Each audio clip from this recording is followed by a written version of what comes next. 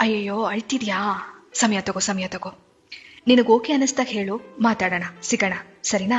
ಸಮಯ ತಗೋ, ನಾನು ನಿನ್ನ ಡಿಸ್ಟರ್ಬ್ ಮಾಡೋದಿಲ್ಲ ಅಂತ ಹೇಳೋರ್ಗೆ ನಾನು ಸರಿ ಹೋದ್ಮೇಲೆ ನಾನೇ ಮಾತಾಡ್ತೀನಲ್ವಾ, ಅದನ್ನು ಹೇಳೋ ಅಗತ್ಯ ಇಲ್ಲ.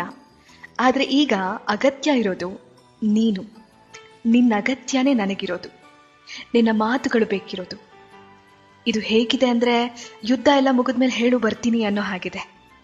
ಯುದ್ಧ ಇದ್ದಾಗಲೇ ಅಲ್ವಾ ನೀನು ನನ್ನ ಜೊತೇಲಿರಬೇಕು, ನನ್ನ ಕೈ ಹಿಡಿದು ಧೈರ್ಯ ಹೇಳಬೇಕು, ಏನಾದರೂ ಬೇಕಾ ಅಂತ ಕೇಳಬೇಕು.